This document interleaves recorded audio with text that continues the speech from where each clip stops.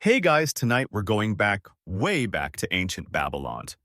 The sun's barely risen, but already the streets are alive with soft murmurs, the clatter of wooden carts, and the sleepy hum of humans going about their dusty, doughy business. You're standing in the shadow of ziggurats that touch the clouds, or at least try to, and the air carries that unmistakable smell of hot, sand-damp clay and freshly milled barley. This isn't the Babylon of golden idols or hanging gardens. This is the baker's Babylon.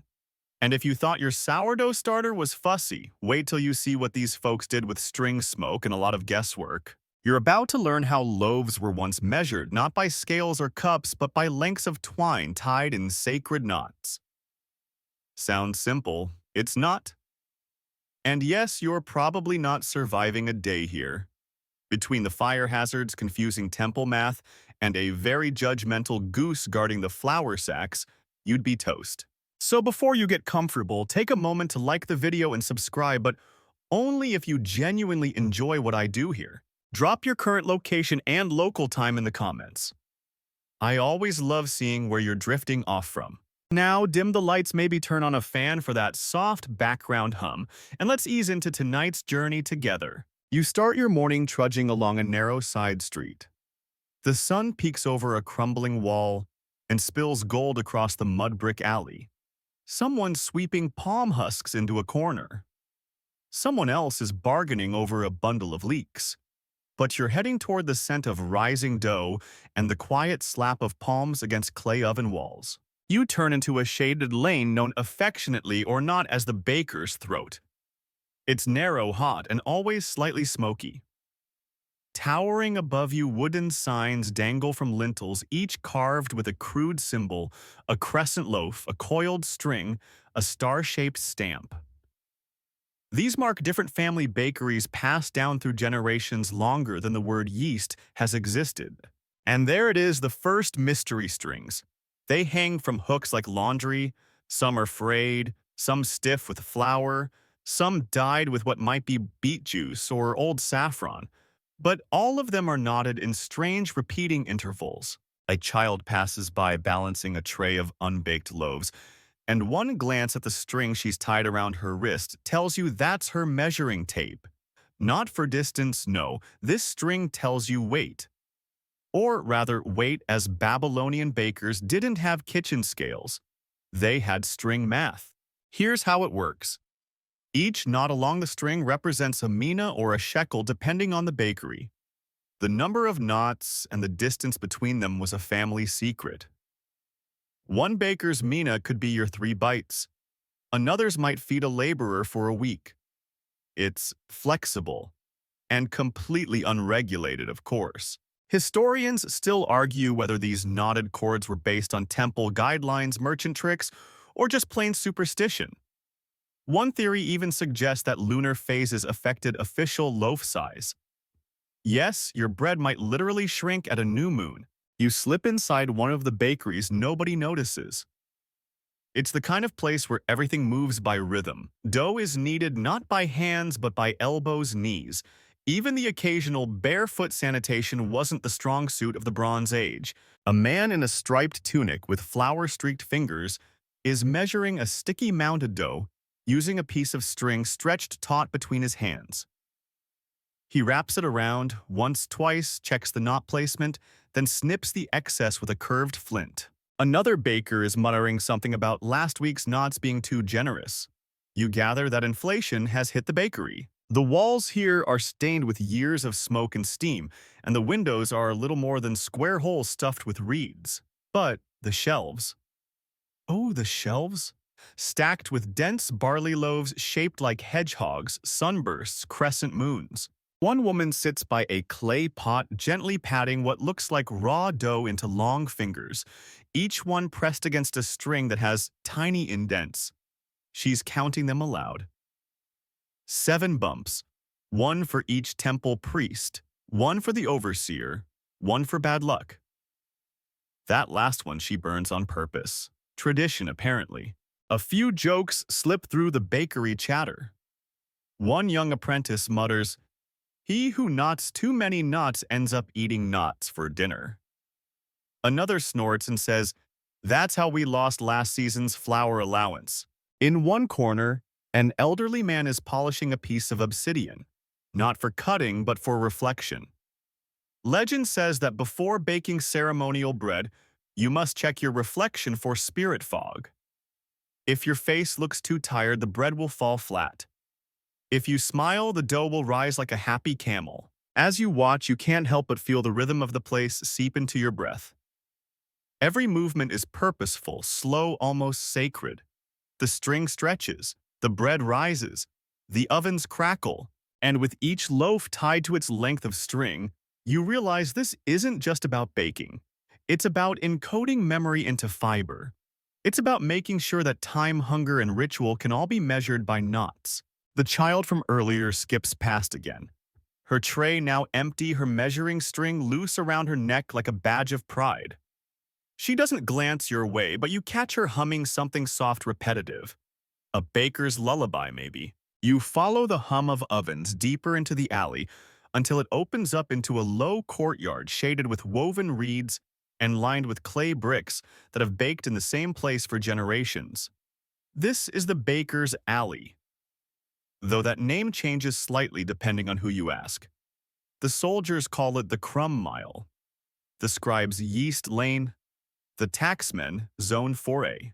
A breeze thick with flour dust brushes across your face. You try not to inhale too deeply. It's like trying to breathe through a pastry. All around you, loaves are being laid out on reed mats to cool, each one tagged with a string tied in a bow or looped through a hole in the crust. Yes, bread here wears tags like luggage. You notice that some strings are thicker than others, woven tightly and dyed deep red. These, a nearby baker explains without looking up, are for temple offerings. The gods like symmetry, he mutters, flattening a palm-sized ball of dough with his forearm. And symmetry, it turns out, is big business. You step into one of the stalls, barely a room, more like a low hut with walls made of hardened mud and shelves carved right into them. A small oven squats in the back corner, its mouth blackened from constant use. On the shelf beside it, strings. So many strings. Some hang in loops. Others are pinned to the wall with thorns. They're not labeled. They don't need to be. Every string belongs to a specific loaf type: round, oval, crescent, or spiral.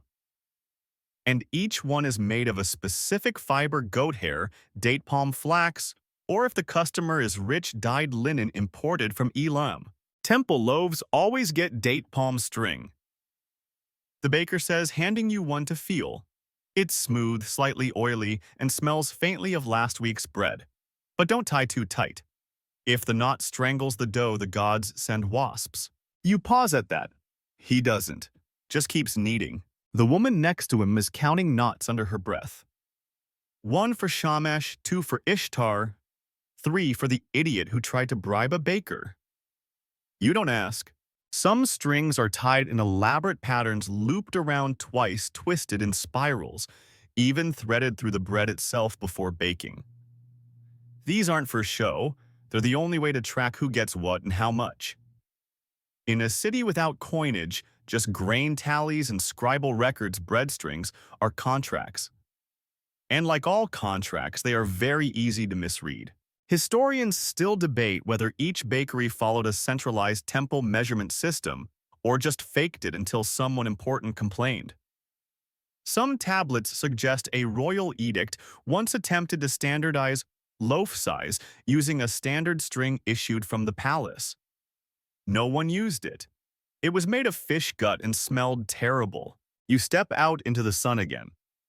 The alley is brighter now and more crowded. 2 boys run by smacking each other with stale crusts.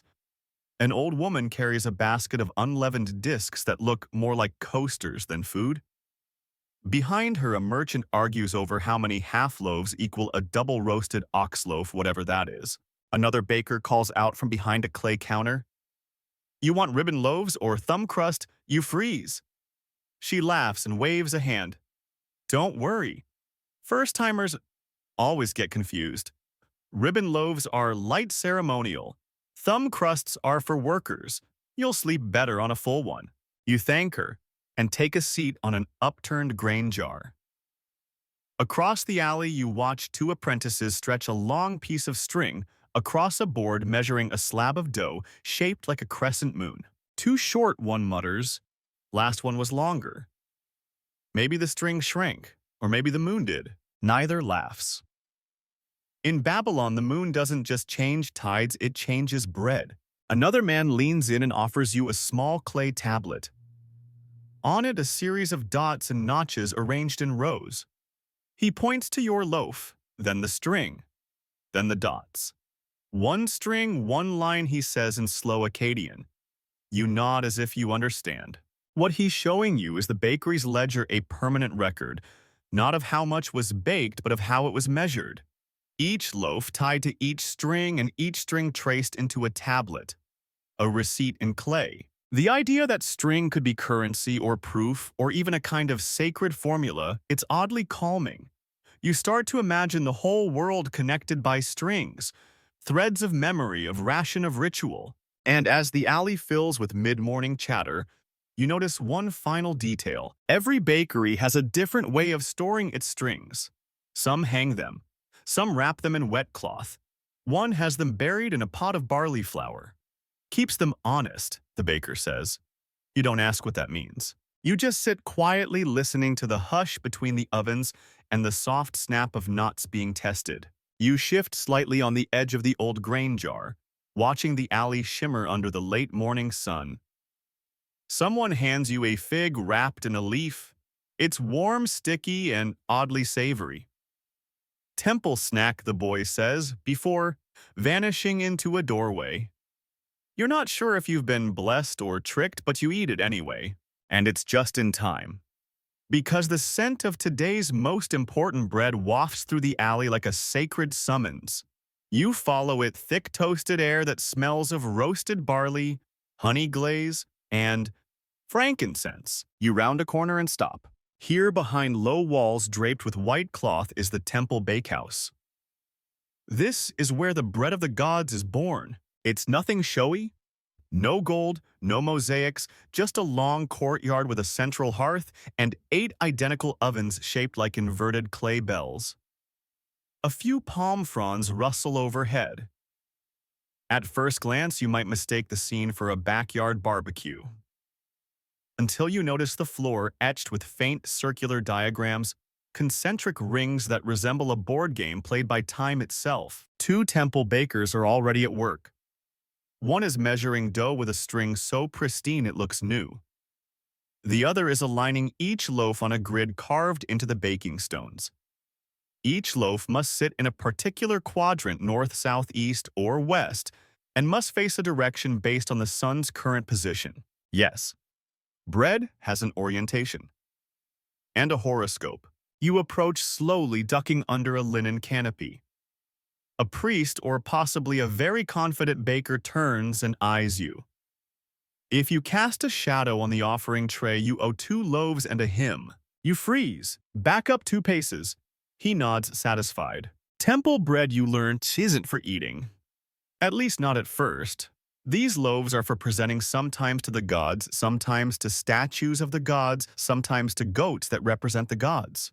The line blurs, but the string never does. Each loaf here is measured to an exact length, width, and weight, dictated not by preference but by celestial tables. Long before the Greeks got dramatic about orbits, Babylonian astronomers were already tying lunar cycles to baking patterns. Historians still argue whether this ritual math came from observation invention or a really persistent barley merchant who wanted to sell more grain during eclipses. What's certain is this: no one bakes in the temple bakehouse without consulting the sky first. A woman walks past holding a tray of unbaked discs. Each one has a single indentation in the center, small enough to hold a drop of oil or a bean. It's a prayer loaf, she explains, for healing or taxes, sometimes both.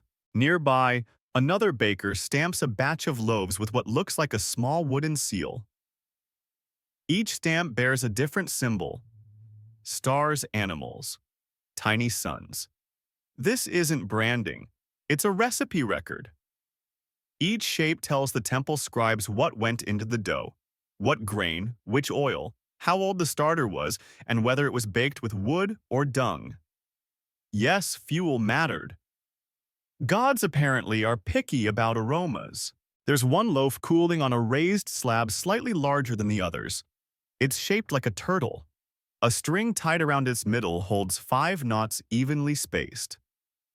That one's for Marduk, says a baker with soot on his cheeks. It's a long wish loaf for things that take years, like irrigation or marriage. He grins, wipes his hands on his tunic, and shrugs. We burn half, bury a quarter, eat the rest in silence. You sit beside the slab, letting the warmth from the baking stones soak into your back. For a moment, it feels less like history and more like rhythm. A kind of quiet heartbeat measured in knots and crust. Overhead, a bird calls out, a raven maybe, or something that learned to imitate them. One of the bakers throws at a crust. Don't feed him too much, someone warns. Last time he stole the calendar string. Ah, yes. The calendar string. It's exactly what it sounds like, a braided length of colored twine used to track lunar months and temple festivals. Some bakeries tie it to the door. Others wear it around their waist like a belt of destiny. You watch a young apprentice approach the string. She counts each knot with care, then selects the proper measuring cord for today's ceremonial loaf. That loaf will be served to no one, just admired, then probably eaten by that bird. As you leave the temple bakehouse, you realize how much of Babylonian timekeeping was edible. Days marked in loaves, months measured in crumbs. And still the string keeps it all together. You're barely past the temple courtyard when a raspy voice calls out from behind a curtain of hanging reeds. Hey, you there want to see how the real bakers do it? You pause. The voice belongs to a man with a squint, a limp, and fingers stained dark from years of flour ash, and whatever else counts as seasoning around here. He beckons you into a smaller side stall with no sign, no temple symbols, and absolutely no reverence. This is where Babylon's everyday bread is made. Not for gods, not for scribes, just for mouths, hundreds of them. Inside, it's cool and dim. The walls are layered in soot and a thin coat of barley dust. There's a pit oven in the middle, radiating heat. And on the floor beside it, a heap of string. Not hanging, not braided, just piled. Like spaghetti with a grudge. Scales are for rich folks, the man says, pulling a lump of dough from a clay basin. We use what we trust, string memory, and maybe a prayer if we're behind schedule. He flattens the dough on a curved slab, stretches a piece of string taut across it, then checks the alignment with a wooden board marked in scratched grooves. There. 3 fingers wide, 2 knuckles thick, and exactly 6 knots long. You look puzzled. He grins. It's not science, it's habit. This method, if you can call it that, isn't unique. Most everyday bakers couldn't afford metal tools or proper weights. So instead, they used a hybrid of twine-wet clay and, get this, pebbles. Each pebble represented a fraction of a loaf. Need a quarter loaf. 1 small stone. Half a smooth one. The trick was tying the right pebble to the right string, then pressing it into a clay stamp that went on top of the dough. Historians still argue whether this string and pebble system was standardized across districts or just completely improvised. One recovered tablet from a suburban bakery lists 27 different types of measure string, most of which are never explained. Another lists a bread of the 3rd knot and 7th pebble, which sounds more like a potion than a pastry. You kneel beside the pit oven and watch as a young boy no more than 10 uses a knotted cord to portion dough into flat, disc-like rounds. Each round gets pressed with a thumb lightly if it's for elders, deeply if it's for builders. Deeper prints hold more fat, he whispers. They need the energy. You smile. It's a soft moment. Until someone sneezes flour onto the hearth and causes a small panic. Fires like a cat, mutters the old man. Friendly 1 second. Burns your eyebrows the next. Still, no one shouts. This kind of chaos is part of the routine. Loaves get scorched. Strings snap. Pebbles roll underfoot. It all goes into the mix. In one corner of the stall, a small basin holds a slurry of water ash and barley husks. The man calls it string broth. He dips old cords into it to soften them. If it doesn't bend, he says it doesn't measure. You sit near the wall back against the cool clay and realize just how much trust goes into this low-tech system. Every loaf relies on memory, on hand feel, on the belief that a string measured yesterday will still be true today. Some strings are marked with dots of colored clay, red for feast days, blue for funerals, green for civic work. One apprentice is trying to color-code a batch of cords but keeps forgetting what each color means. He gives up and eats a date. Another fun twist: strings here aren't just for measuring. They're for tracking. Each loaf is tied to a buyer. If you order 2 loaves a week, your string stays pinned to the wall. If you skip payment, the knot gets pulled tight. No one eats from a knotted debt, the baker warns, his finger looping through a frayed cord. And still, somehow this works. The string may be crude, but it's honest. It holds more than measurement. It holds memory, debt, promise, and even personality. Some people request their bread string be braided with hair from a loved one. Others add shells or beads.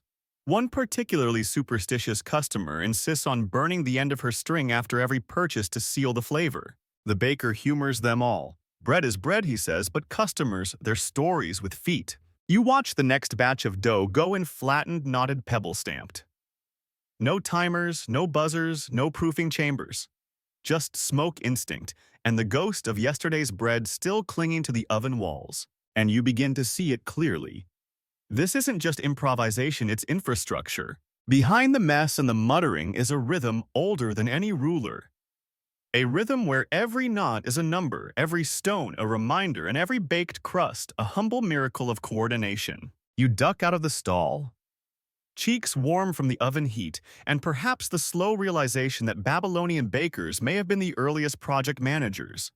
Every batch, every knot, every pebble, they all track something, whether it's a ration, a prayer, or a missed payment from a guy named Urdu the fish merchant. Now, you follow a crooked trail through the baking quarter towards something grander. Here, beyond the homespun courtyards and smoky stalls, is one of Babylon's royal bakeries, a structure that looms with the quiet seriousness of state-sponsored carbohydrates. You're met at the threshold by a young man with an absurdly tall hat.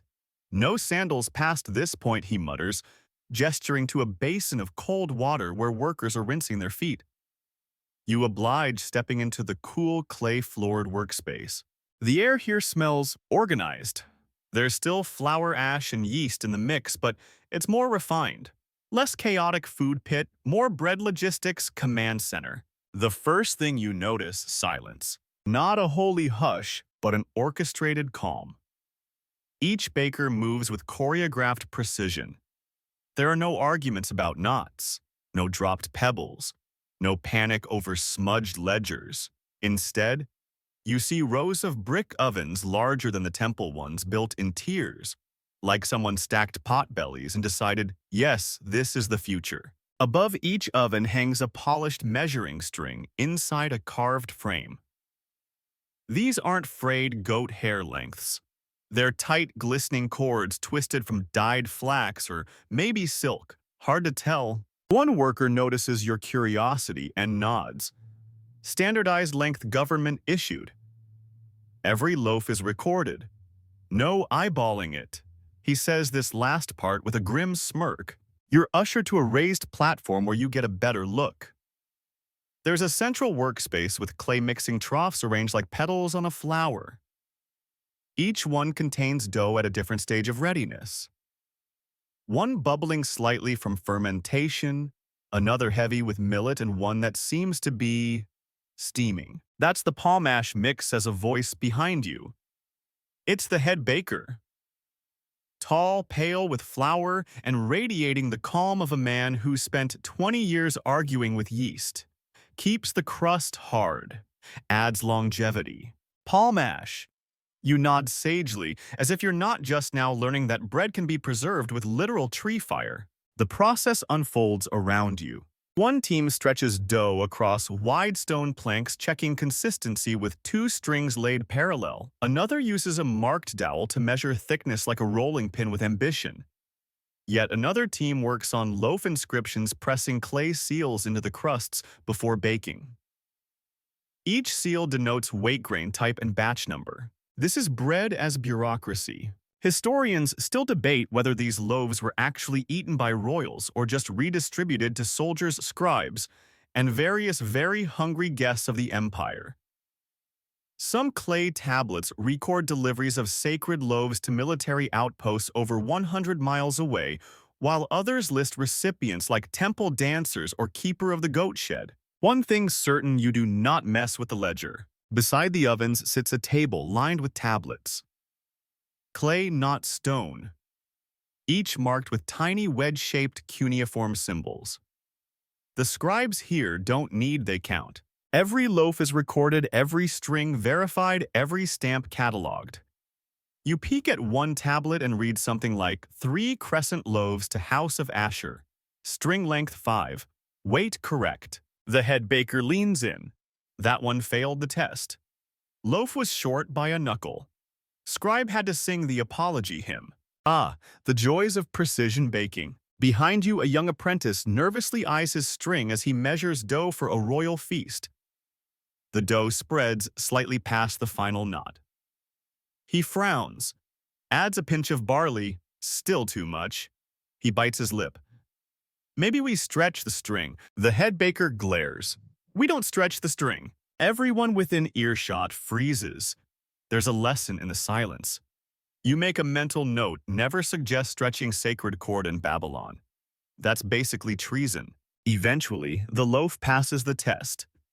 It's shaped into a perfect spiral, stamped with a seal of 2 crossed fish, and placed into the hottest oven. A bell rings, not a metaphor, a literal copper bell that marks the transition from raw to baked. You wander toward the rear of the bakery where cooling shelves line the walls. Here, loaves are stacked not by type or owner, but by temperature. Hot shelf, warm shelf, cool shelf, scribe shelf. The last one is for display only, with the finest loaves set out for official inspection. Some are wrapped in cloth. Others have decorative knots still tied around them like festive presents.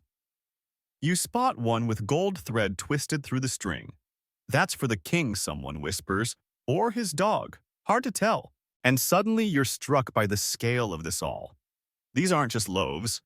They're timestamps, payments, status symbols. In Babylon, bread wasn't just a staple, it was a statement.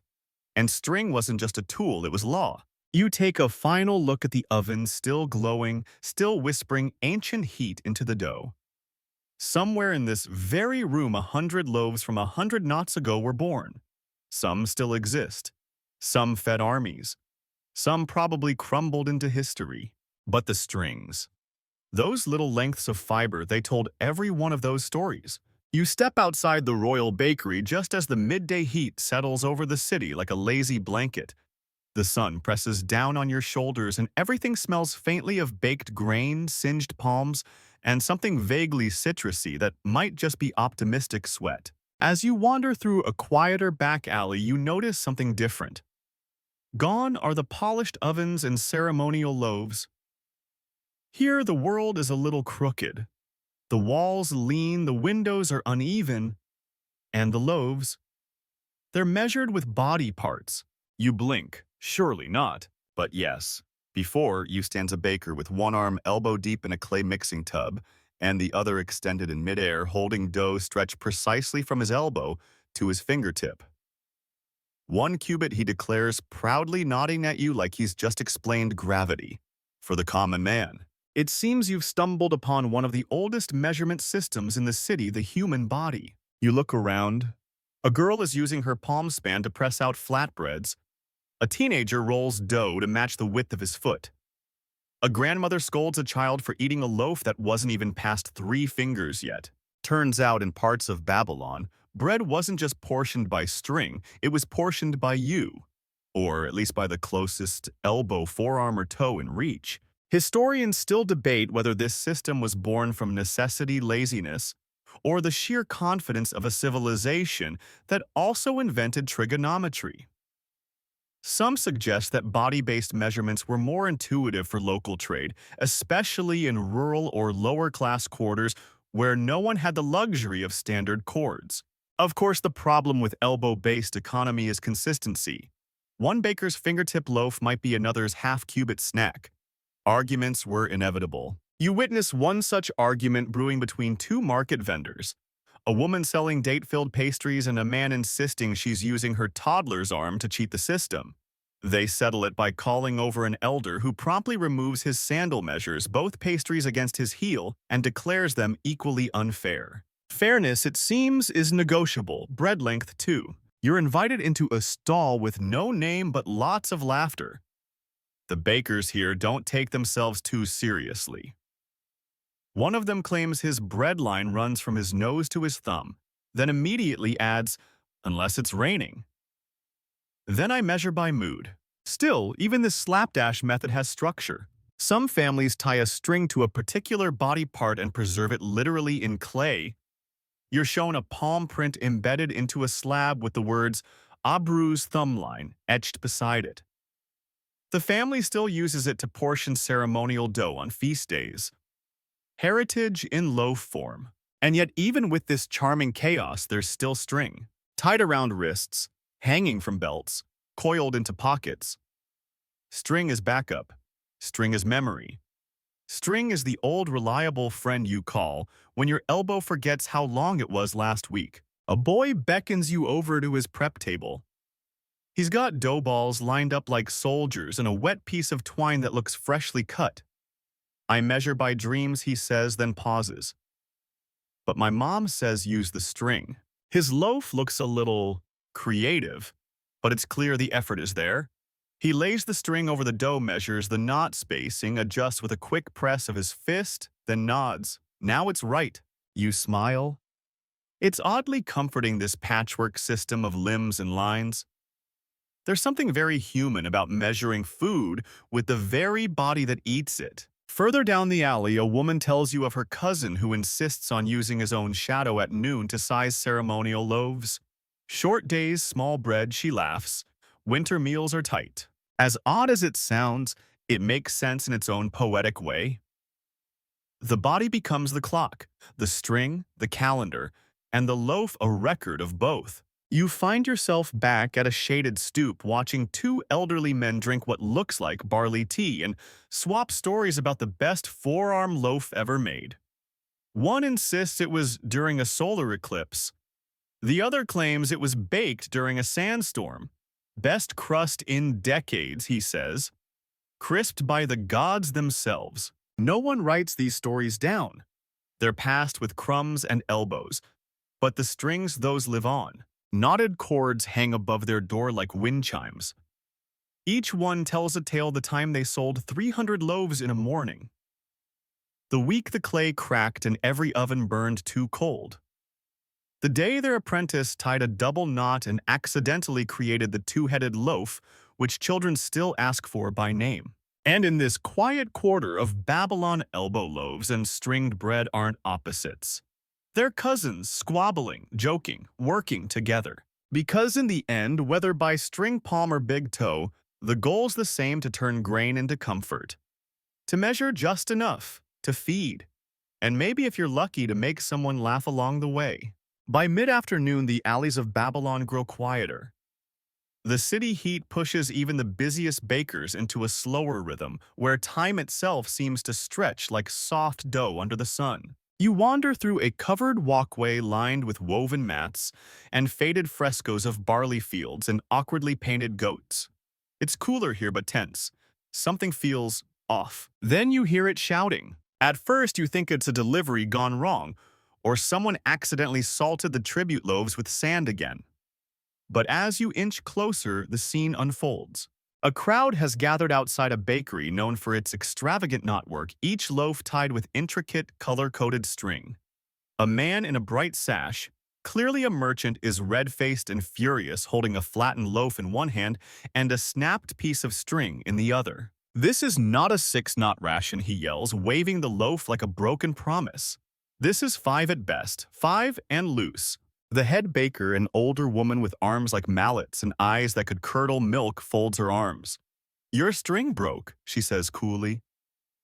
That's not my loaf's fault. A scribe hovers nervously beside them, holding a clay tablet that seems to be part receipt, part damage report.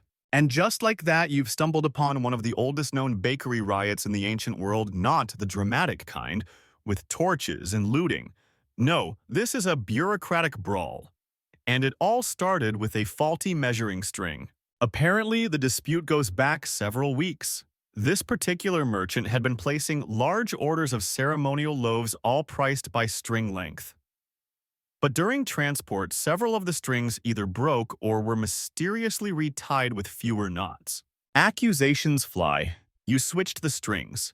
You undermeasured. You tied double knots to fake weight. You didn't proof the dough properly. You fraud. Historians still argue whether such disputes were widespread or just colorful anecdotes preserved in Babylonian complaint tablets. But clay records do mention fines issued for short-string loaves and at least one incident where a bakery lost its license for the deliberate loosening of knotted bread cords. You edge closer as a city official appears recognizable by his elaborate reed hat and the serious way he squints at everything. He gestures for the crowd to part, then calls for a string test. Yes, a string test. A fresh piece of state-sanctioned measuring cord is brought out, kept in a clay tube to prevent tampering. The disputed loaf is laid beside it. Measurements are taken. Knots are counted. Scribes murmur. Bakers glare. The merchant huffs. In the end, the verdict is announced. Loaf is 5 knots and a smear, which somehow is worse than just 5. The crowd groans. The merchant threatens to switch bakeries. The head baker shrugs and starts slapping dough again like nothing happened. Business continues. You step away amused, but also strangely impressed. In a city that built ziggurats and plotted the stars, it's a snapped piece of string that brings daily life to a halt. A young girl nearby tells you this kind of thing happens every season. She once saw a man try to measure his bread using someone else's funeral cord. That didn't go well. The priest made him eat it outside the city walls. There's also a rumor, she says, that one merchant used imported Egyptian twine to get bigger loaves until a jealous rival set his bakery on fire. That's why we don't use string with foreign knots anymore. You nod gravely, unsure whether she's serious. As you stroll back into the quieter streets, you pass a bakery with a sign that reads, "Our knots never lie." Inside, a woman slices thick wedges of still warm bread and ties each one with cheerful yellow thread. The label 5-knot honesty approved by 2 scribes and a goat. You ask about the goat. She winks. He knows his strings. Evening edges closer and the riot fades into memory. But the lesson lingers. In Babylon, where gods had temples and kings had towers, it was string that kept people honest, or at least gave them something to argue about. You wander into a quieter neighborhood as the sun begins its slow arc toward the horizon. The alleys here widen into open courtyards shaded by woven reed canopies with the soft bubbling of water troughs and distant flute music drifting lazily across the warm air. Here things move slower. Bakers lean against door frames. Children chase each other with empty grain sacks. Someone naps in the shade of a barley cart. And beneath it all, the steady, ever-present rhythm of dough rising somewhere out of sight. You follow the scent of something sweeter, less ash, more honey, and find yourself standing before a low building made of mud brick and blue-glazed tiles. A single sign hangs above the doorway, a stamped image of a barley stalk wrapped in a loop of string. This is not your average bakery. Inside, the air hums with a different energy, that of order ledgers and quiet exhaustion. Clay tablets are stacked on every available surface, and several scribes sit cross-legged in the back, styluses clicking as they press rows of wedges into wet clay. You've entered the ration house. Bread here isn't sold or blessed, it's distributed, and always tied to string. A clerk with tired eyes waves you forward. He holds up a length of pale twine with 2 knots and a wax seal on the end. You want soldier's ration or scribes? You blink. he explains. Every Babylonian who worked for the state, whether digging canals, building roads, or translating trade contracts, was paid not in coin but in rations. And those rations came in loaves, carefully measured, tracked by string, and recorded on clay. Soldiers got thick, dense loaves laced with crushed beans and animal fat, hard to chew, harder to spoil. Scribes received lighter barley loaves, easier on the stomach and the ink-stained fingers. And slaves. Their loaves were often crumbly discs with just enough starch to keep a body moving. Each was tied with a different string marked with a symbol or knot code. Red thread with one wide knot, laborer's half-day. Blue string with triple twists. 2-day ration for a priest's assistant. No string at all. Probably stolen. You step further in observing the work. One table is dedicated to string repair, where 2 women knot and unknot cords that have frayed or snapped. Each length is measured against a clay mold to ensure consistency. Too short, and they riot, one says without looking up. Too long, and we get audited. You ask how often the strings are reused. She holds up a box of tangled knots. We recycle, sometimes too much. One guy's ration got measured with a temple string last week. He fainted from the richness. Historians still debate whether this ration string system was completely centralized or varied between city quarters. Some records imply there were loaf quotas enforced by royal overseers.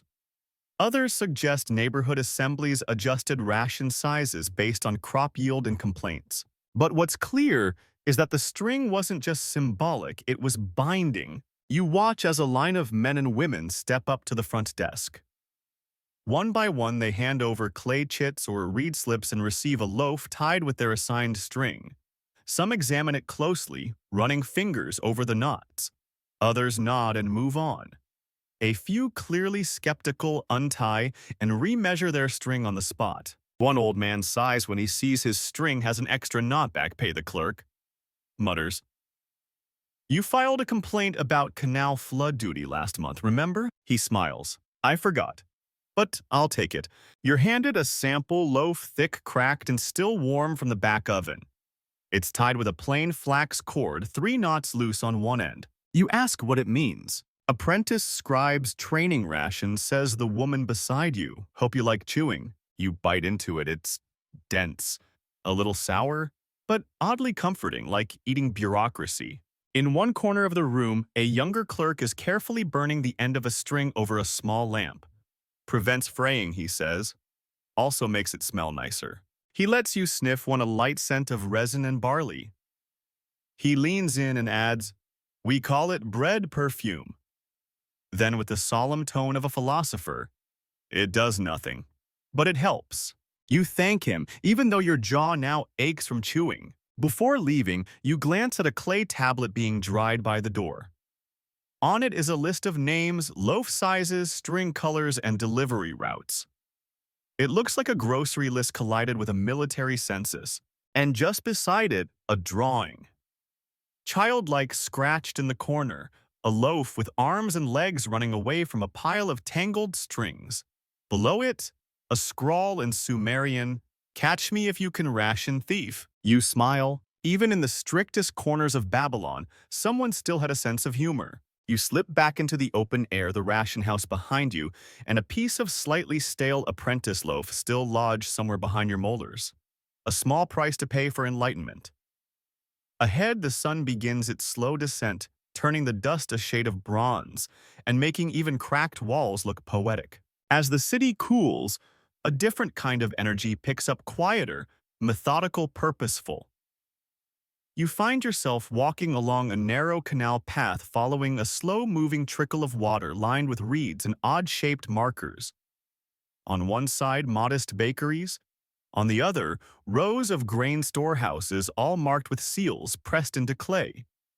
And there, nestled between them like a thoughtful pause in the sentence of the city, stands a scribe's hut. Not a library, not a temple, just a rectangular mud brick space with open walls, a low stool, and dozens of clay tablets drying on woven racks. This is where the math behind the bread begins. You watch as a young scribe smooths the surface of a new tablet with a reed scraper. He then picks up a stylus, dips it lightly into a pot of water, a habit, not a necessity, and begins to press patterns into the clay, carefully, deliberately, and without looking up. Beside him sits a pile of tablets labeled with scratch notches and colored string fragments. You ask him what he's recording. The barley allotments, he says without blinking. For House of Ashban, House of Kish, and 3 bakeries who owe the tax priest exactly 61 loaves of 6-knot density. You blink. He doesn't. These scribes, it turns out, are not only responsible for logging grain inventory and string counts, they also track conversions. You peer at one tablet, it lists rainfall estimates, crop rot percentages, and the probable shrinkage of dough in south-facing ovens. Historians still debate whether these figures were practical science or just elaborate guesswork with extra decimals. One tablet discovered near Dnieper included a footnote. Windy. Pray anyway. You watch the scribe unwind a new string, clean, pale, and freshly waxed. He lays it beside a stylized loaf drawing and marks a small dot next to a cuneiform symbol meaning double honey crescent. Each knot on the string, he explains, corresponds to a grain-type moisture rating or intended recipient. And the string itself. Not just a tool, it's an interface. He holds up a lozenge-sized lump of clay wrapped around the middle of a knotted string. This, he says, is a ration memory. It's a clay tag with string embedded inside. When dried, it's filed away. If a dispute arises, they crack it open to reveal the original cord. Like peeling a loaf to prove its shape, he jokes. Barely. You notice another scribe balancing a wet pebble on a tiny scale. Beside it, a strip of string being weighed not for weight but for water retention. Moisture ruins the record, she explains. You bake wet string. You bake chaos. Moisture, the quiet enemy of all bureaucracy. You glance across the room. A more senior-looking scribe is reviewing a tablet with furrowed brows. The priest says these loaves were light, he mutters. But I measured the cords twice. If the string lies, the gods are joking again. There it is again, the sacred suspicion. Even with all the cords, clay stamps, and scribal pride, string is still subject to the whims of heat, rain, and interpretation. Some tablets here are cracked, some warped from sun or flood. A few have clear thumbprints pressed in the corners, likely from a frustrated apprentice mid-measurement. But most are precise. Rows upon rows of symbols, tally marks, knot records, and the occasional crude loaf drawing for clarity. You see a tiny doodle of a duck next to the word overbaked. The scribe shrugs. Internal joke, the ducks for unlucky loaves. Some of these records go back decades, and for large households, each year's bread output is calculated and tracked. Barley in bread, out the scribe recites. Every loaf is an equation. You marvel at how much effort went into feeding people with no spreadsheets, no clocks, no scales, just strings, tablets, and a healthy distrust of humidity. And still it worked. Babylon didn't collapse from bad math. They built empires, raised gods from riverbanks, mapped the stars, and made sure every temple dancer got her fair slice of sour barley loaf. Before you leave, the scribe shows you one last tablet. It's shaped like a curved arch with raised ridges where each family's measuring string was once pressed into soft clay, a community cord register, he says. In case of flood or memory loss, he points to one pressed string clearly thicker than the rest. That one belonged to a baker who claimed his string came from a dream, said it could only be measured in moonlight. Did it work? The scribe grins. Best bread I ever tasted. Evening creeps in like a soft-spoken baker, slow and steady flour on its sleeves. Babylon begins to hum at a lower frequency, markets winding down, shadows growing longer, laughter becoming quieter, more horizontal. You follow a crooked road half-curved by time until it opens into a plaza that smells unmistakably festive. Something big is baking tonight. You step into the glow of torchlight and see it, the festival oven. This is no humble hearth or quiet pit. It's a monstrosity of brickstone and sacred timing, wide enough to walk into, tall enough to bake a door. A cluster of bakers, priests, apprentices, and goats, ceremonial, presumably gather around watching as workers guide an enormous slab of dough toward the mouth of the oven on a plank carried by 4 men and one very tense teenager. You've arrived just in time for the baking of the festival.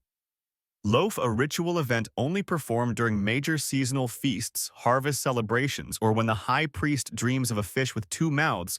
It's unclear which applies tonight. The loaf is absurd. It's roughly the size of a dining table shaped like a flattened turtle and marked with concentric circles of sesame and honey glaze. Knotted strings hang off its sides like tassels, each one fluttering with ceremonial significance and probably crumbs. You squint at the strings. Some are red, others gold, a few dyed with what looks like beet juice. Each one, someone explains, represents a temple department, irrigation, fertility, justice, music, and miscellaneous omens. And each string is tied with a number of knots indicating the bread allocation for that branch. 5 knots for music, 8 for justice. Only 3 for irrigation, which gets a few mutters from nearby farmers. It's not just decorative. After the bread bakes, the strings are cut and sent to their corresponding priests. The bread, or at least most of it, is divided up accordingly. Historians still argue whether these festival loaves were actually edible after baking or mostly symbolic. Some say the crust hardened to the consistency of roof tile. Others claim a slice was given to every guest, including livestock, in a symbolic act of citywide communion. Tonight, you're told they're going with the slice for all version. A boy hands you a sliver of a smaller practice loaf. It's sweet, chewy, and dusted with crushed pistachio. You ask what it's called. He shrugs. Loaf rehearsal. You move closer to the action where a group of men is using string not to measure, but to anchor the loaf to a wooden scaffold so it doesn't shift during baking. This is bread architecture. Another team is painting glyphs on the loaf using brushes dipped in date syrup and ash. They're not words, just symbols. One looks like a fish riding a wheel. Another, a pair of eyes above a single loaf. You point. What does that mean? A baker chuckles. Means don't overbake the crust again. Last year was crunchy. As the oven is sealed, chants begin, not loud, not dramatic, but rhythmical, like dough being kneaded in sound. A priest steps forward holding a length of string coiled like a snake. He unspools it slowly, counting each knot as he moves. This string, someone whispers beside you, tracks the sun's descent. When the final knot enters shadow, the loaf is done. No timers, just light and twine. And a shared sense of when the dough speaks. You step back and sit on a low bench watching firelight flicker across the brick. Someone's roasting sesame in a pan nearby. A child is braiding loaves of leftover dough into flower shapes. Another is trying to knot a piece of string using only her toes. The air is thick with warmth bread. Warmth, human warmth. The kind of warmth that softens worry and makes silence feel like company. It's in this moment you realize bread in Babylon wasn't just food. It was the story they baked into every season. A record of wind of sun of how well the barley grew or how poorly the river behaved. And the strings.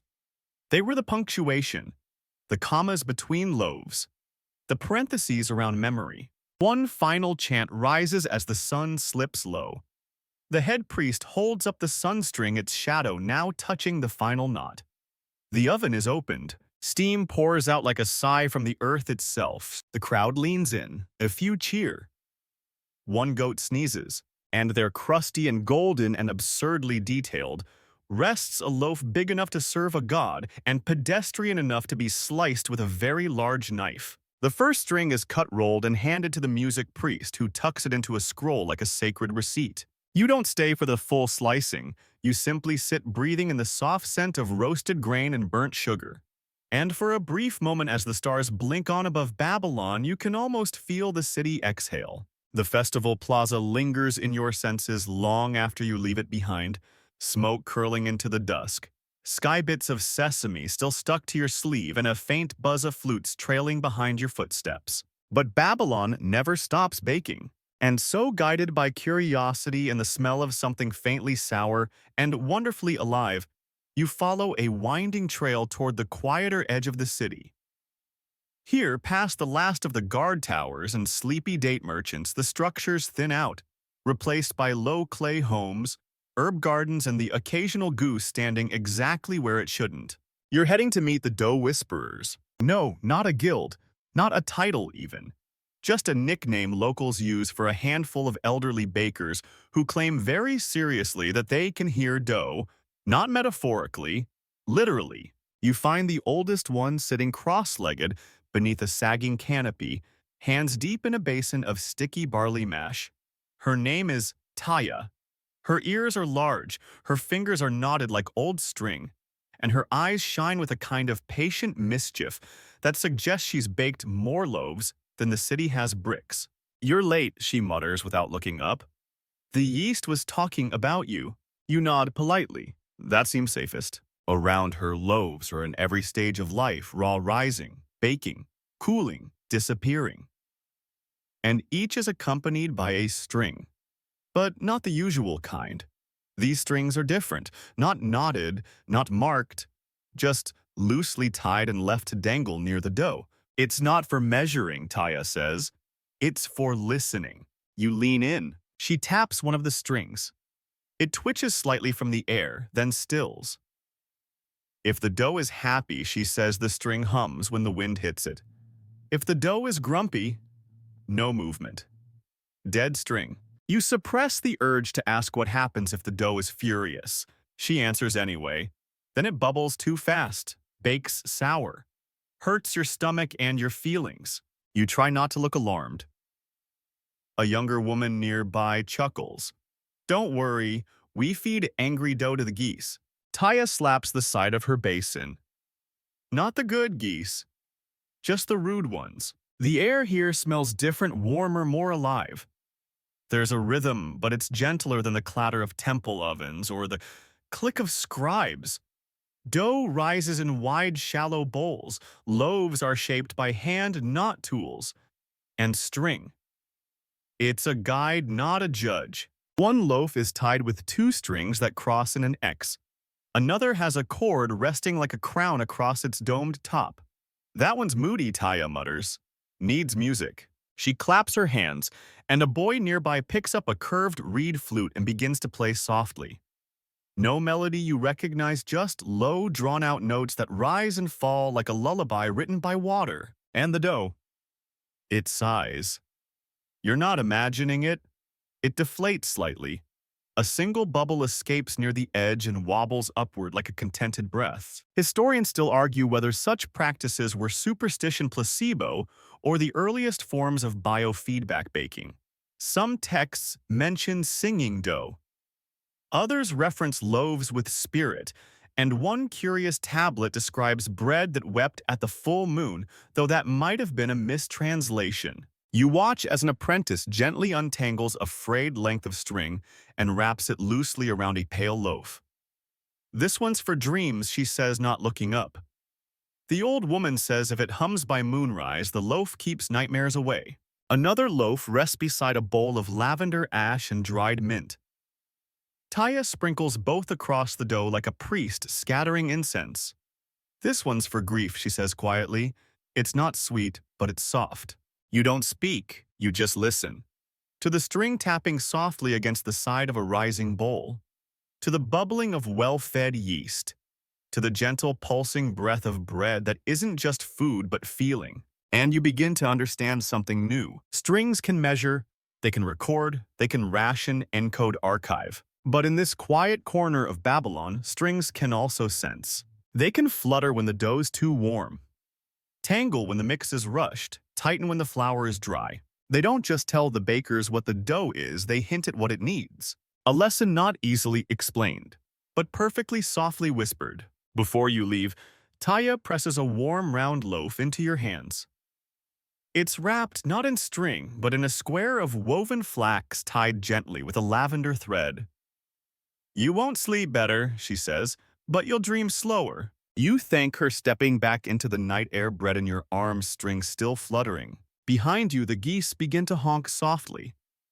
A new batch of dough sighs, and somewhere a string hums. You return to the heart of the city under a sky now awash in violet and gold, the ziggurats standing tall like sleepy guardians over the streets below. There's a hush across Babylon except for the quiet crackle of baking fires and the rhythmic creak of carts pulling in the evening grain. You follow a worn, cobbled path that snakes through a merchant quarter where the smell of roasted cumin and figs hangs thick in the air. But tonight you're not here for spices. You're following rumors of a man known only as the tax collector's loaf. No one really likes tax collectors in any civilization. But in Babylon, their bread made them legendary. At the edge of the quarter stands a rectangular structure with high windows and a small fenced courtyard filled with baskets, each holding different types of bread. A man in a fine linen robe steps out. Not a baker. A grain auditor.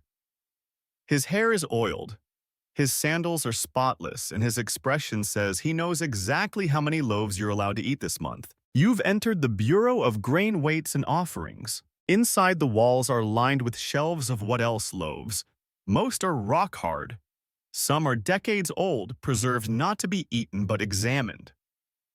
This is Babylon's version of a museum, only with more crust. The auditor waves you over and places a loaf before you.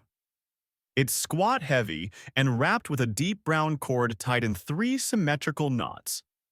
This, he says, was the loaf that ended a rebellion. You raise an eyebrow. He continues. A decade ago, one of the city's outposts tried to falsify its tax bread, claimed they'd baked 200 tribute loaves, sent these instead. He points to the string. They used priest string, not tax string. Caused chaos. Turns out tribute loaves taxes paid in bread were measured not just by weight or size, but by string authority. Temple string, ration string, festival string. And most importantly, tax string. Tax string was standardized, dyed a dusty blue and sealed with a hardened clay tag stamped with the royal insignia. If you sent bread tied with anything else, it could be rejected or worse, flagged as fraud. And rejection meant audits, long, painful audits. You ask how often this happened. The auditor laughs the kind of laugh that only someone surrounded by starch for 20 years can make. Every week, sometimes twice a day before barley season. Historians still argue whether the strictness of tax loaf measurement helped stabilize Babylon's food supply or just created a booming underground trade in counterfeit string. Some unearthed tablets list fines like false knotting and bread fraud via cord extension. Others mention a black market for retired tax string that had been lightly dyed to avoid detection. You are shown a wall of confiscated bread, each loaf displayed with a note. String too short by 1 segment. Clay seal, forged using goat hoof. Loaf lacked expected weight. Investigated. Found hollow. String re-dyed in pomegranate juice. Clever, still penalized.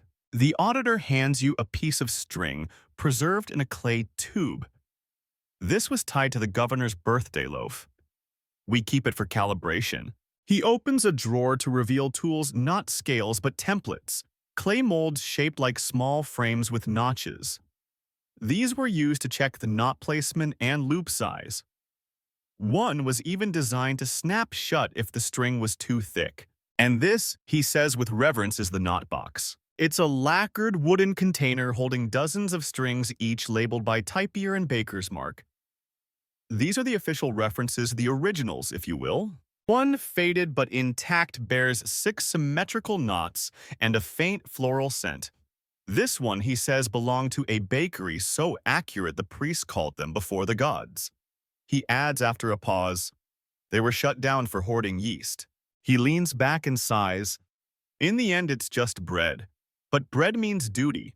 The string just makes it harder to lie about. You ask if anyone ever tried to avoid bread taxes altogether. He nods. Oh yes. Once a baker hid loaves in water jars. Claimed the yeast had turned to wine. It did not. As you turn to leave, he hands you a small stamped clay token shaped like a loaf. Commemorative, he says. for observing our accounting without fainting.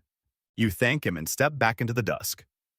The streets have grown dimmer, but the fires from small ovens flicker like little stars across the ground. And somewhere, someone's trying to tie a tack string, just tight enough to pass, but loose enough to spare the extra barley. Because in Babylon, even bread has bureaucracy. And the strings. They were the audit trail centuries before spreadsheets ever existed. The sky is deep purple, now stitched with the first stars, and Babylon's hum has dropped to a hush. You walk with the ease of someone who's been baked gently by the day eyes, a little heavy thoughts trailing like smoke from a sleepy oven. And then you stumble across something unexpected. At the far edge of the grain district, just beyond where the clay roads turn dusty and less swept, there's a low building with a rounded roof and no markings on the door. A man sits cross-legged outside, snoring softly with a string wrapped around his wrist like a pet. You step around him and peek through the open doorway. Inside it's quiet, lit only by a clay lamp hanging from the ceiling, but the walls, they're filled floor to ceiling with bread-shaped clay tokens. Hundreds of them. Some round, some oval, others with little imprints of knots or fingertips. Each one has a string embedded in the back. You found the city's crumb trail archive. A woman steps out from the shadows, brush in one hand, clay in the other.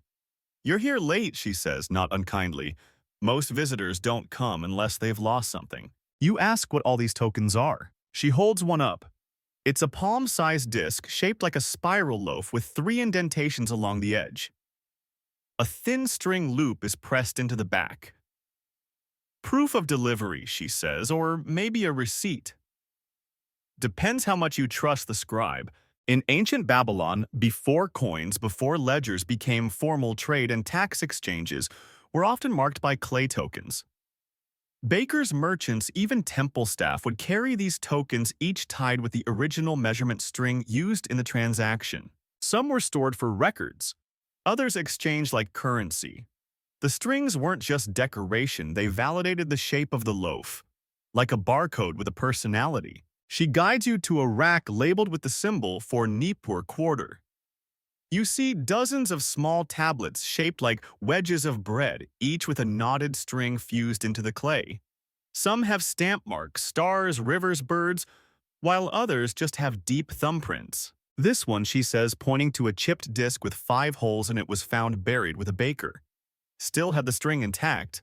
We think it was a tribute token. Historians still argue whether these tokens functioned like currency or memory. Some believe they were part of the early counting systems that evolved into cuneiform writing itself.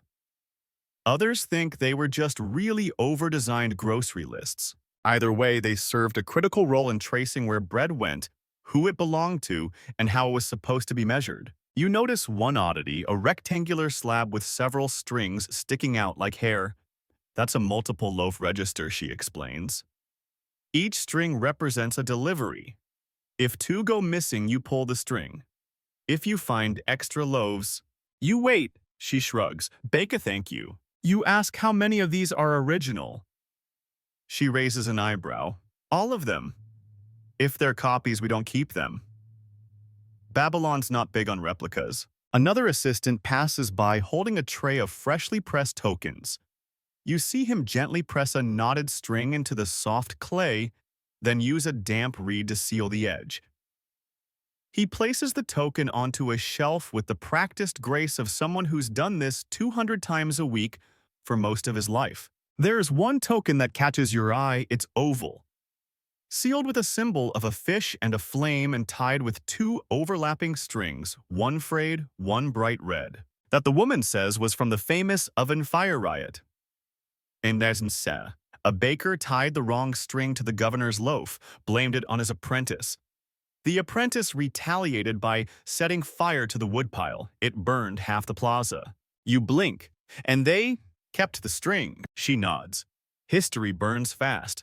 String lasts longer than truth. You sit on a clay bench near the wall, fingers trailing across one of the smoother tokens. You realize you're not just touching history, you're touching trust. These tokens weren't flashy or decorative. They were quiet guarantees. Some even carried scent markers. One is pressed with crushed coriander. another with honey wax supposedly to match the flavor of the loaf it represented. A kind of early edible metadata. You ask if anyone still uses them. The woman nods slowly.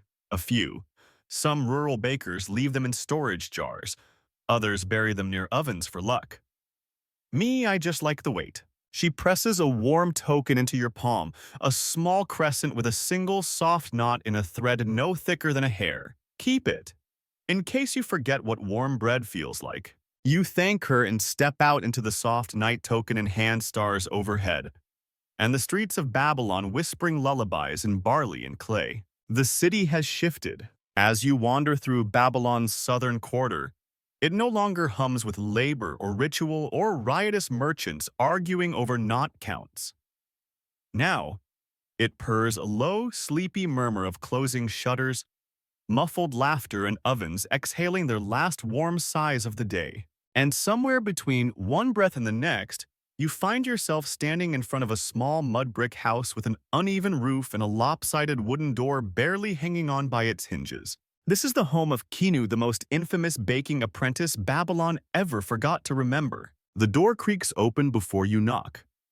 Inside, the walls are covered with strings everywhere, bundled, hanging, looped over clay hooks, even knotted into what can only be described as bread macrame. A young man, well young in the way milk is still technically fresh, greets you with flour up to his eyebrows and a chunk of dough on one sandal.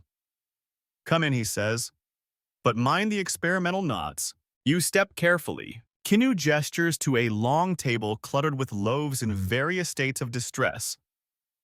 One is lopsided, one appears to have exploded slightly, and one he swears is supposed to look like that. I'm training for a guild test, he mutters. They said I need to replicate 5 regional loaves with matching strings and 0 wastage. He points to the far corner where a stack of misshapen buns slump in defeat. Those were attempts. One loaf, pale and underproofed, still has a measuring string looped loosely around it. As he moves to adjust it, the string snaps with a loud twang. He freezes. You both stare at the loaf. It sags slightly, as if ashamed. And just like that, the knot panic begins. He fumbles for a replacement string, then realizes it's too long. He tries to retie it too tight. He mutters something about knuckle gaps and loop symmetry, and how the lunar calendar does not account for dough shrinkage. You try not to laugh. Eventually, he flops into a stool defeated. I have ruined it. The inspector comes tomorrow, and this one's supposed to be my Apkalu tribute knot. It was meant to sing. Now it just sulks. He lifts the loaf with exaggerated care as if it might burst into tears. Did you know there are 22 officially recorded bread knots in Babylon? 23 if you count the angry twist, but that's only used after weddings. Historians still argue whether knot variation was formalized or folk wisdom. Some believe apprentices like Kinu were encouraged to invent new forms. Others insist the temple system allowed no deviation. One tablet even suggests that improperly knotted loaves could summon ill omens or worse, mild embarrassment at temple festivals. You ask Kinu how he learned to knot bread string. He opens a small drawer and pulls out a brittle piece of twine no longer than your hand. My grandmother's. She tied every loaf for 40 years. Same string. Never broke. She said the dough always knew who was handling it. He hands it to you. It's fragile, frayed, and still smells faintly of cumin and ash. Then quieter, he adds, I keep snapping mine. Maybe the dough doesn't trust me yet. You sit with him as he remeasures, this time slower.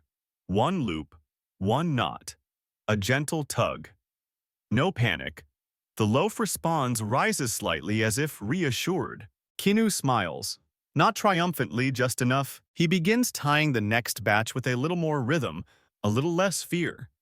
You notice his fingers follow a strange pattern, loop, knot, brush, breathe.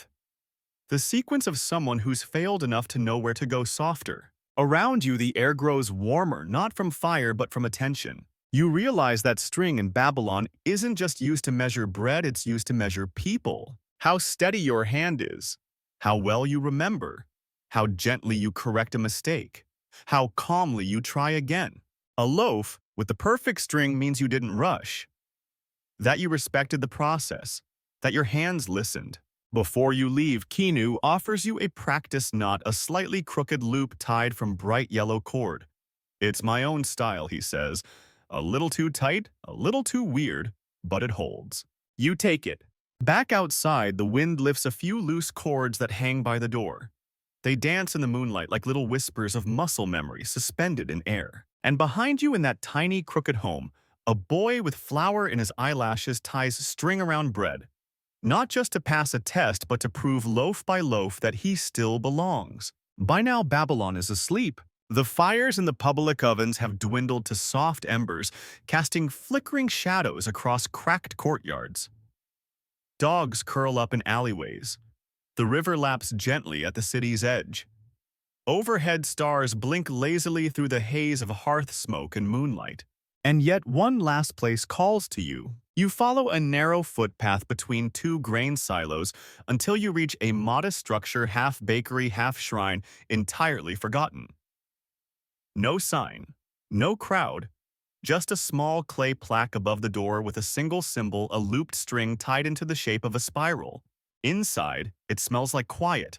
There's no one at the counter, no loaves on the shelves, just one long wooden table, clean and warm, with a single unbaked dough ball resting at the center like a planet waiting for its orbit. You sit, not because anyone tells you to, just because it feels right. After a few moments, a man appears from behind a reed curtain, barefoot and slow-moving. He doesn't ask who you are or what you want. He just places a piece of string beside the dough and nods as if to say, "You know what this is." It's an invitation. One final loaf. You roll up your sleeves, press your palms into the soft, giving dough. It pushes back, gentle, cooperative, alive. You stretch it slightly, then reach for the string. It's plain, undyed, smooth as memory. You measure not too tight, not too loose. You tie a knot, then another, 3 total, nothing fancy. You press the last knot gently into the dough's surface and slide it onto a waiting stone. The man nods, takes the loaf, and disappears into the back. You don't follow. You just sit, letting your hands rest on the table, feeling the faint imprint of the knots still pressed into your fingertips. It's then you understand the final truth. In Babylon, bread wasn't just nourishment. It was rhythm. And the string. The string was time. Each knot was a heartbeat, each loop a breath, each tie a quiet agreement between human and dough. You close your eyes and begin to count not sheep, not stars, but knots. The knot of the soldier's loaf, the temple's triple twist, the apprentice's angry loop, the whisper string of the dough that hummed, the tax knot, the prayer cord, the moon-measured braid. They come back to you one by one. And the last loaf, you don't need to see it bake. You already know how it ends. It rises slowly without fuss. Its crust cracks gently as heat seeps through. The string burns away in the fire, leaving behind nothing but memory. It's not the best loaf or the most beautiful, but it's enough. It's yours. You stand quietly and step back into the night where the city waits, silent and full of dreams. Let your shoulders loosen now. The bakers have gone to sleep, their strings coiled neatly on wooden pegs, their ovens sighing in the dark. The city doesn't need measuring cords anymore tonight. No one's counting grain. No one's weighing tribute. The clay tablets can rest. The scribes can stop tallying. The apprentices, hands raw from kneading, are dreaming of knots. They'll finally get right tomorrow. You're safe in the silence now. No more shouting merchants, no more snapping strings, no more debates over loaf shapes or pebble stamps. Just a long moonlit path through the sleeping streets of Babylon, lined with the scent of cooled crusts and soft ash.